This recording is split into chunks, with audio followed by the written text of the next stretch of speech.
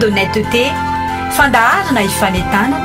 ankatoavana ny sitrapon'andriamanitra hivavaka ho an'ny firenena sy hiadina amin'ny kolokolo sy ny tsy fahamarinana raha ny oloko izay natsoina amin'ny anarako ho avy anetitenaka hivavaka sy tady mitavako ary hiala amin'ny ratsy fanaony dia hiaino any an-danitra aho ka hamela ny heliny ary ahasitrana ny tany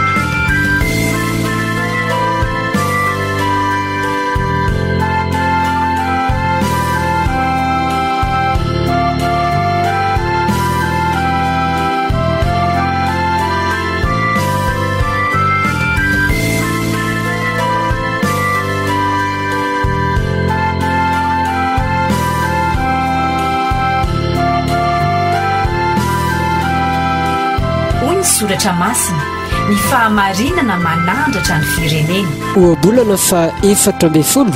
andinina fa 4 tsy adidiko izao samirery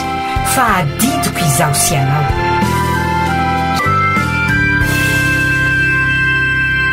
tiavana manaro amin'ny tompo dia ampifaliandrena rahabananaro rehetra izay manaraka sy tapaka zo fandarana tanterahany tovaka ny fahamarinana izao manonona ny fiadanany tompo sy ny fahasoavany ho anaro rehetra zay manaraka izao onjapeo izao mivavaka sika miderany aza voninahitra andriamanitra raizanaka fanahy masina dia atolotsaianao sotranao zay mbola tarenao fanahy masina ka afaka fampahery mba hiady amin'ny zava-drasiny zao tontolo izao ny kolokolo ny fahamarinana ny halatra maro samihafa ny saina zay efa tena nalipaka tokoa ny faratsian'andriamanitra mbola matoky ary manateny zay fa mbola afaka mamonjy ty firenena ity ianao ka dia engane zao fandara tanterahany tovaka famatriny zao dia ho tahinao mba hitoroanao fanavozana fanahin'olona maro ko dia miasanao fanahy masina iaso anatinay tsiraray avy mba kinay tokoa hiadina sofinaritra ty firenena ity amin'ny anaran'i Jesosy tompo amen mitenin'andriamanitra riavana zay rahatsika avatsy vanaray tsy fampiarezana amin'ny alalan'izao fandara ny toivaka ny fahamarinana zao dia araky ny vavaka zay nataon'i Jesosy Kristy ao amin'ny filazantsara ny Jaona toko fa 17 atombotsika amin'ny andininy fa 7 izany ary farana amin'ny andininy fa 17 Santa Jaona toko fa 17 matomboka amin'ny andininy fa 7 ka hatramin'ny fa 17 amin'ny anaran'i Jesosy o Jesosy izao mangataka ho azy tsy mangataka ho an'izao tontolo izao fa ho an'izay nomena ho azy satria anao izy ary izay rehetra dia anao ary zay anao dia rehefa kalazaina eo aminy ary tsy eto amin'izao tontolo izao intsony aho fa izy reto no eto amin'izao tontolo izao ary izao makany aminao ray masino tehirizy ireo amin'ny anaranao zay nomenao mba iray ihany izy tahaka ny mahiray antsika raha mbola teo aminy aho dia nitahiry azy tamin'ny anaranao zay nomenao ary notandremako izy ka tsy misy very afa-tsy ilay zanaky ny fahaverezana ihany mba tanteraka ny soratra masina fa ankehitriny makany aminao aho ary izany teny izany no lazaiko eto amin'izao tontolo izao mba hananany fifaliko tanteraka ao aminy efa nomeko azy ny teninao ary alan'izao tontolo izao izy satria tsy naman'izao tontolo izao tahaka azy tsy naman'izao tontolo izao izao tsy mangataka aminao mba hampiala azy amin'izao tontolo izao fa mba hiaro azy amin'ny ratsy tsy naman'izao tontolo izao izy tahaka azy tsy naman'izao tontolo izao manamasina azy amin'ny fahamarinana miteninao ny fahamarinana tahaka ny nandrahanao aho amin'izao tontolo izao no mba andrahako azy kosa ho amin'izao tontolo izao ary ho any reto no anamasinako tenako mba anamasina ny fahamarinanao azy amen mety ny andininy fahinandrefolo riavana tondrana vatsy manasy fampahiritana ao atsika dia mbarany tompo hoe tsy naman'izao tontolo izao izy takay tsy naman'izao tontolo izao tsy naman'izao tontolo izao izy takay tsy naman'izao tontolo izao eto amin'ity filazantsara ity riavana dia mivavaka na mivavaka moa zany dia miresaka amin'Andriamanitra ray an Jesosy Kristy mizara telo ny vavaka zay ataon'ny tompontsika eto ny voalohany dia Jesosy mivavaka ho an'ny tenany eo amin'ny andininy voalohany ka hatramin'ny 15 moa izany Ny faharoa dia Jesosy Kristy mivavaka ho an'ny mpianatra, andininy fahenina ka hatramin'ny faha 90 ary Jesosy Kristy mivavaka ho an'ireo mpino rehetra. Koa ny toratra masina izay torana vatsy manasy fampiranao antsika dia eo amin'ny vavaka izay nataon'ny Tompo ho an'ireo mpianatry, andininy faha 90 moa izany. Nambaran'i Jesosy tamin'ny vavaka nataony fa ireto mpianany reto dia tsy naman'izao tontolo izao intsony.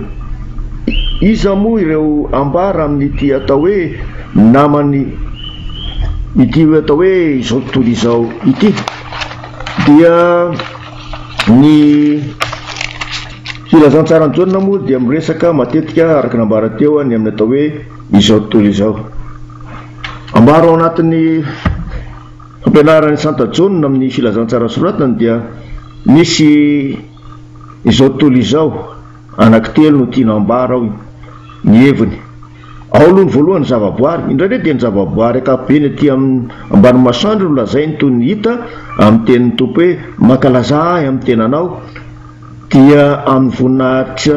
ny arahako nanana taminao fony tsy mbola arina fa mbola tsy ary zao tontolo izao, sy ny hoe efa ty ahy ianao fony tsy mbola arina fa androina zao tontolo izao.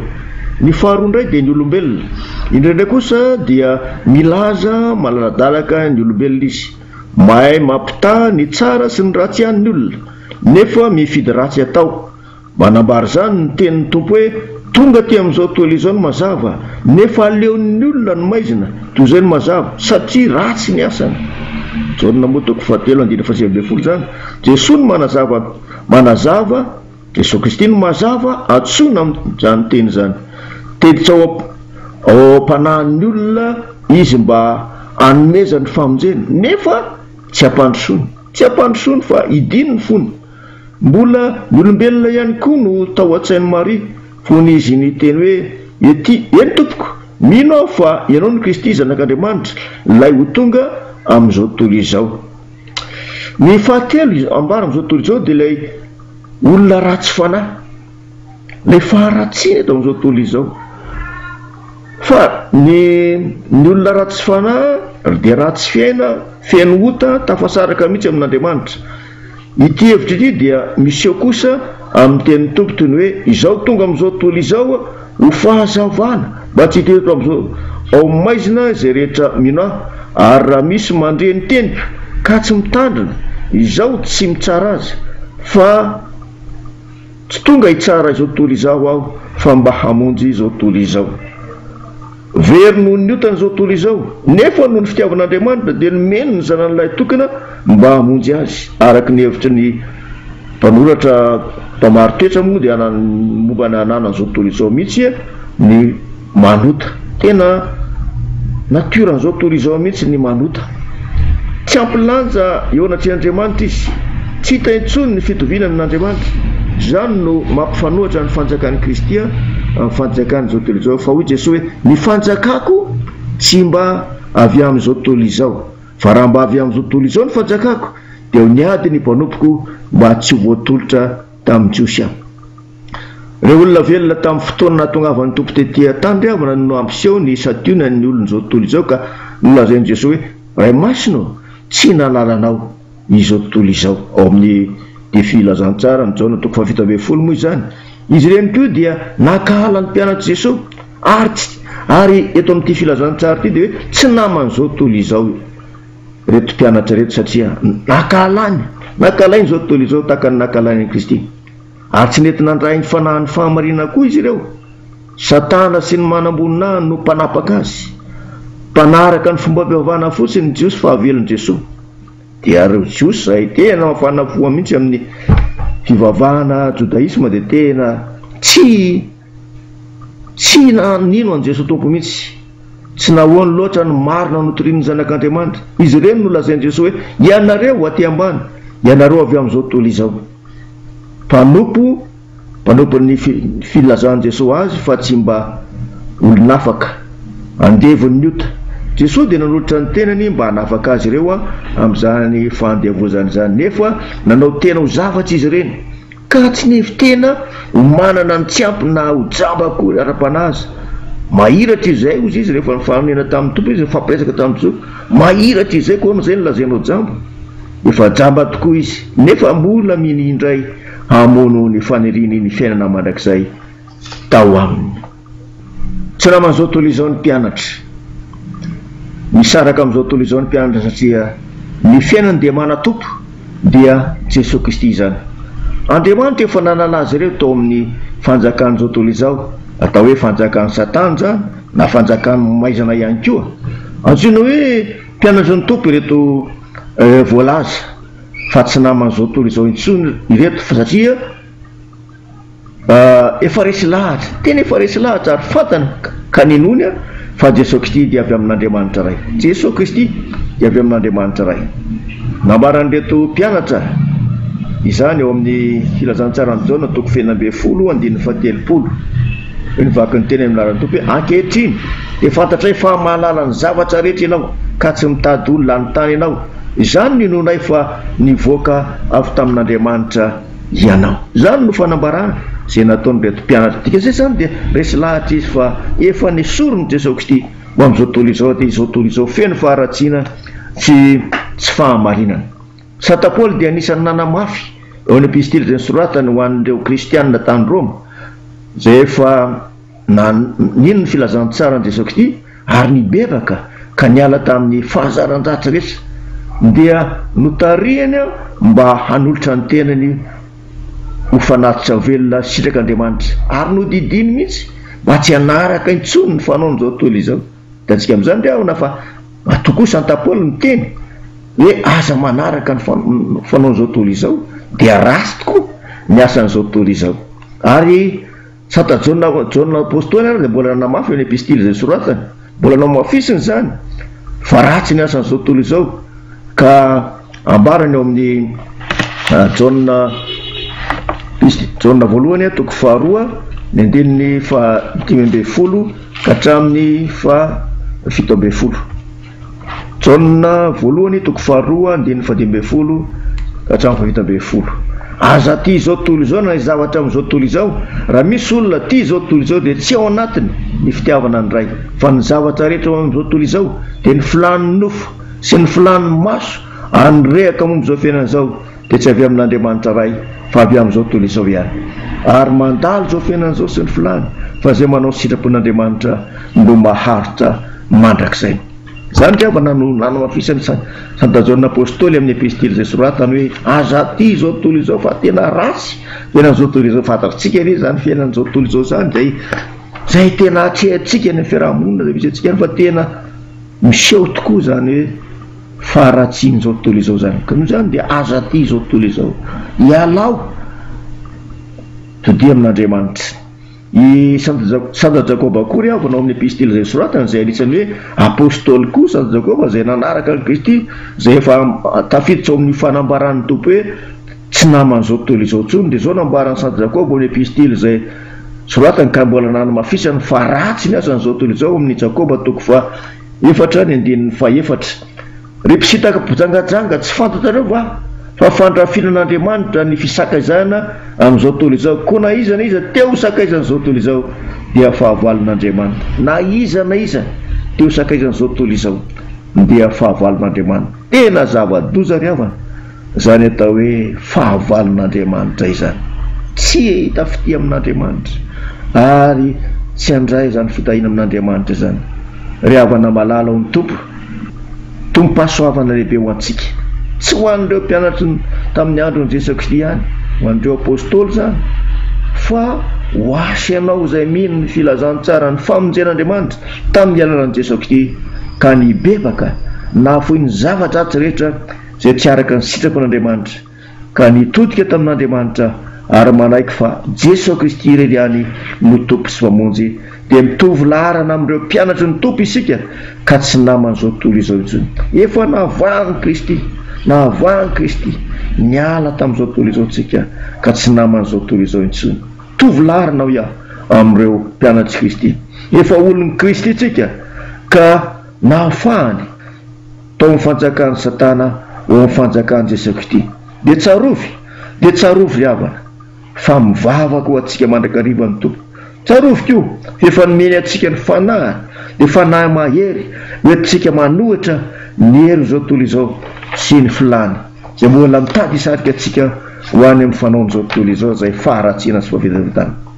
de avy malala amin'ny tompo ho anao zay manaraka izao fandarany toy vaka amin'ny fahamarina zao ka mbola tsy ao anatin'ny fanjakan'i Kristy manasa sy miantso anao amin'ny anaran'i Jesosy Kristy mandraisa fanapahan-kevitra ka mitodia amin'Andriamanitra dia tsonaman'izao tontolo izao itsony ianao tsonaman'izao tontolo izao itsony ianao dia alao ny fahazaran-dratra rehetra eto amin'izao tontolo izao ny fitiavam-bola zay tena tafahoatra loatra amin'izao fiainana izao ka miteraka ihany koa ny kolikoly zay mampahantra ny firenentsika ary ndraindray dia tonga amin'ny fanaovana tsinotsinona ny mpiarabelona amin'ny tenantsika izany amin'ny fiainantsika izany dia avy malala ny tompo ialao ny fiainan'izao tontolo izao sy ny filany rehetra ka mibeba ary meteza ho naman'i Jesosy Kristy ka anahaka azy ho Jesosy hoe tsy naman'izao tontolo izao izy taka tsy naman'izao tontolo izao koa eto ampamarany raha olo Kristy ianao dia mbola tarihana ihany tandremo sao dia manaraka ny fanao zao tontolo izao mba ambarany tompeto fa tsy naman'izao tontolo izao intsony ianao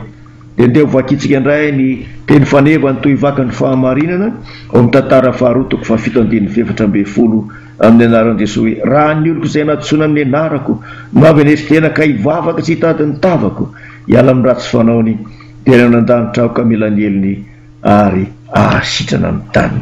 zany dia havana ny tenin'ny tompo no zany dia raha olony Kristy ianao tsy naman'izao tontolo izao intsony andehantsika andeha amin'ny lalan'ny fahamarinana ka ahery amin'ny fanarandehan'i Kristy eo ambany fidirany fanamasina dia samy atodin'Andriamanitra mba sy hitantsika mandrakarivany ny tompo hivavaka isika Andriamanitra misotranao zay ro namparezinao indray tamin'ny teninao fa tsy naman'izao tontolo izao tokoa zay rehetra efa nanaiky fa ianao Jesosy Kristy no tompo sy mpamonjy ary niala tamin'ny ratsy fanaony dia bara fa efa mifanjakanao Kristy fa tsy mifanjakany maizina ka dia